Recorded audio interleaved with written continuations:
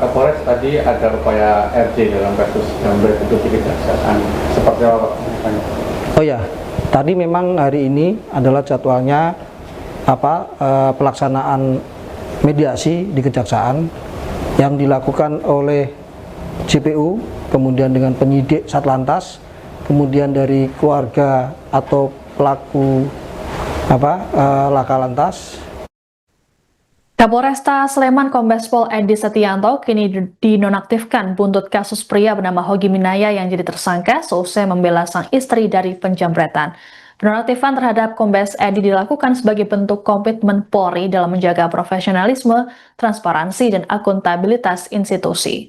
Karopenmas Divisi Humas Polri Brigjen Trunoyudo Wisnuandiko dalam keterangan tertulis pada Jumat 30 Januari 2026 mengatakan, penonaktifan ini rekomendasi hasil audit dengan tujuan tertentu atau ADTT dari Inspektorat Pengawasan Daerah atau Itwasda Polda DIY.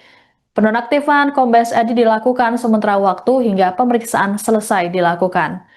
Untuk diketahui, Kombes Pol Edi Setianto Erning Wibowo menjabat sebagai Kapolresta Sleman sejak 9 Januari 2025, menggantikan Kombes Pol Yuswanto Ardi. Pria kelahiran Demak, Jawa Tengah ini merupakan lulusan Akademi Kepolisian tahun 2000. Sebelum menjabat Kapolresta Sleman, Edi telah menduduki sejumlah jabatan strategis di Polri, seperti Direktur Perawatan Tahanan dan Barang Bukti atau Dirtahti Polda Kaltim, kemudian Kepala Sekolah Polisi Negara atau SPN Polda Jambi. Sosok Edi menuai sorotan saat dicecar oleh Komisi 3 DPR RI dalam rapat pada Rabu 28 Januari 2026. Edi bahkan mendapat kritikan langsung dari dua mantan Kapolda yang kini duduk di kursi wakil rakyat.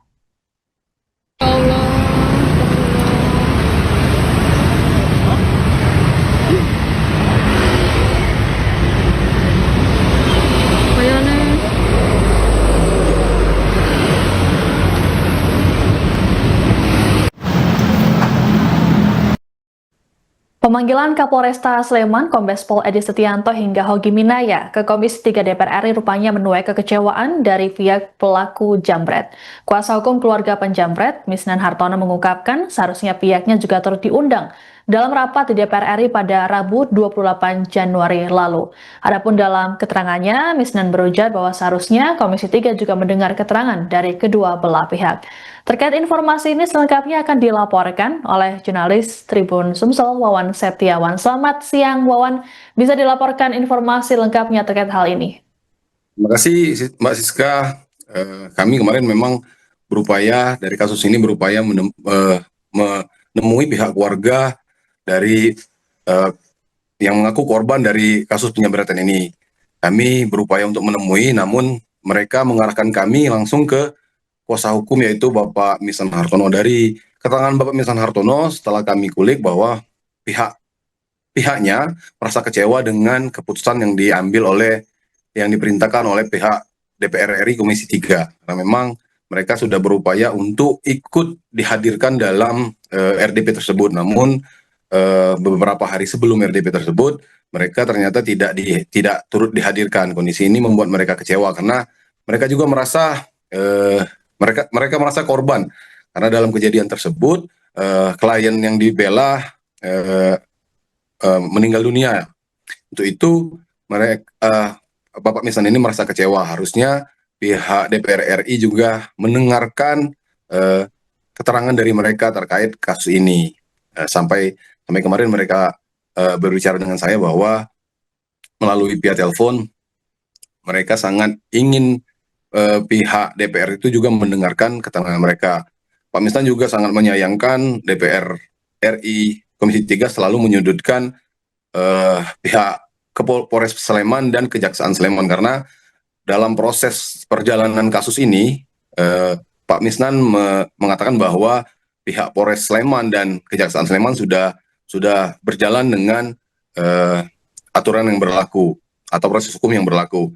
Selain itu memang keterangan yang disampaikan kepada saya bahwa mereka sudah ada upaya untuk restorasi justice, bahkan sudah 1 kali pertemuan sebelum adanya RDP dengan Komisi 3 DPR RI. Bahkan sudah ada upaya untuk pertemuan kedua dari pihak korban dan tersangka gitu, Mbak Siska. Baik, terima kasih laporannya jurnalis Tribun Sumsel, Wawan Septian melaporkan terkait dengan respons dari pihak kuasa hukum penjamret di Pagar Alam. Selamat bertugas kembali.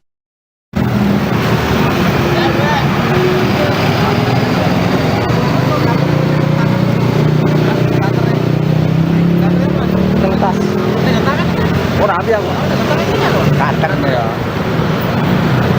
Mau kan jodoh temu lah. Sini kan rokok-rokok sak plastik. Nabrak itu. Nabrak tembok lah.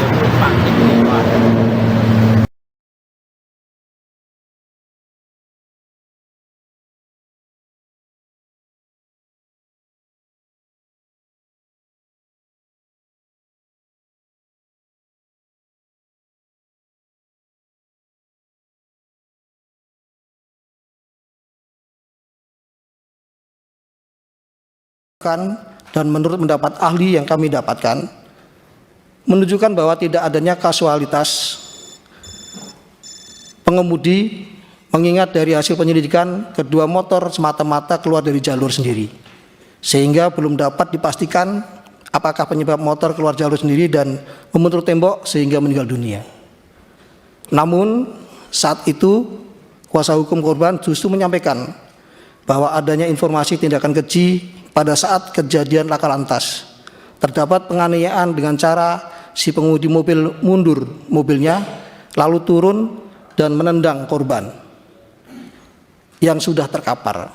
Kemudian kuasa hukum korban meminta adanya keadilan atas kejadian tersebut. Yang disampaikan ini juga kemarin disampaikan pada saat Zoom mau RJ di Pak Kadari.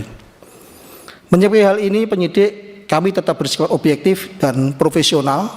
Penyidik melakukan pencarian bukti baru supaya terang faktanya benar tidaknya adanya informasi yang disampaikan oleh paman korban yang penasihat hukumnya tadi.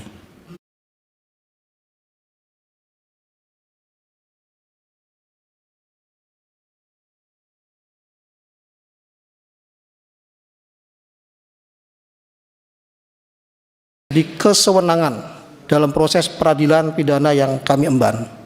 Kami mohon maaf juga kiranya ada hal yang kami lakukan terkesan tidak manusiawi di publik, kepada publik semuanya.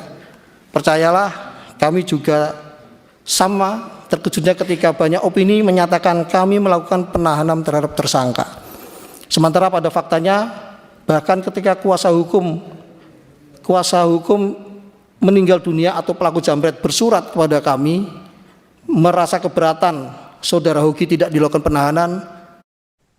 Setelah menuai polemik karena kasus suami yang jadi tersangka seusai membela istrinya dari pelaku jambret, Kapolresta Sleman, Kombes Pol Edi Setianto kini dinonaktifkan. Sebelumnya, Kombes Edi sempat dipanggil oleh Komisi 3 DPR RI dan dicecar terkait penanganan kasus pria bernama Hogi Minaya tersebut. Kombes Edi juga sempat menyampaikan permintaan maaf kepada Hogi dan istrinya dalam rapat di Kompleks Parlemen Senayan, Jakarta pada Rabu 28 Januari 2026. Selengkapnya mengenai kabar penonaktifan Kapolresta Sleman akan dilaporkan oleh jurnalis Tribun News Abdi Rianda. Selamat siang Abdi, silakan dengan laporan lengkapnya.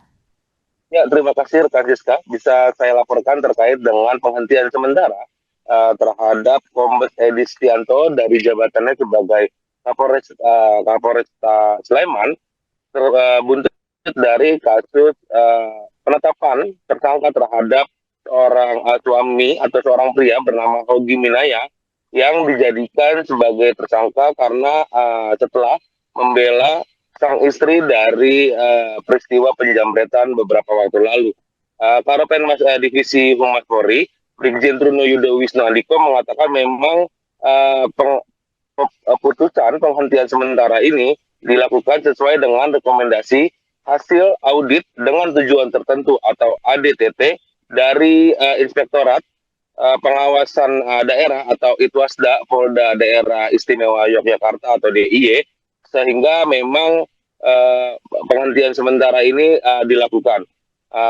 Brigjen Truno Yudo mengatakan alasan penghentian dari ADTT atau hasil audit dengan tujuan tertentu ini karena ditemukan adanya dugaan lemahnya pengawasan pimpinan sehingga proses penyidikan menimbulkan kegaduhan di masyarakat serta berdampak pada menurunnya citra Polri. Saat ini memang Kombes Edi Setianto sudah dinonaktifkan sementara sampai pemeriksaan selesai dilakukan oleh Itwasda dan juga Propam di Polda DIY. Dia menegaskan langkah penghentian sementara ini dilakukan sebagai bentuk komitmen dari Polri dalam menjaga profesionalisme, transparansi dan akuntabilitas dari institusi Korps Bayangkara ini. Saat ini juga memang informasi yang saya dapatkan rencananya akan dilakukan upacara serah terima jabatan oleh Kapolda DIY terkait dengan jabatan Kapolresta Sleman ini yang dilakukan pada hari ini, hari Jumat, tanggal 30 Januari 2026.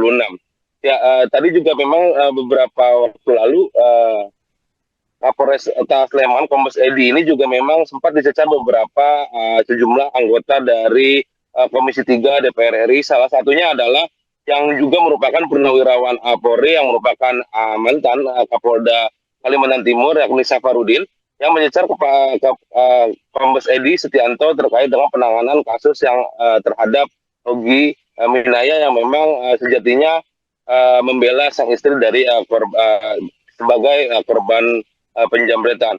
Bahkan Safarudin mengatakan saat itu dengan tegas, jika Safarudin masih aktif di anggota Polri dan menjabat sebagai Kapolda dari Kombes Edi, maka tidak akan Kombes Edi sampai ke Komisi 3 dan akan segera diberhentikan sebelum sampai ke Komisi 3.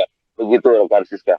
Baik, terima kasih laporannya jurnalis Tribun News Abdi Riyanda melaporkan terkait dengan kabar penonaktifan Kapolresta Sleman oleh Mabes Polri. Selamat bertugas kembali.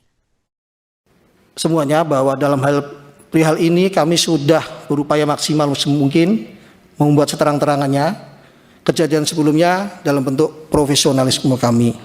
Upaya-upaya yang dilakukan selama proses berjalan saya rasa sudah kami lakukan berdasarkan prinsip due process law serta mengedepankan hak-hak tersangka tanpa melanggar batas kewenangan kami.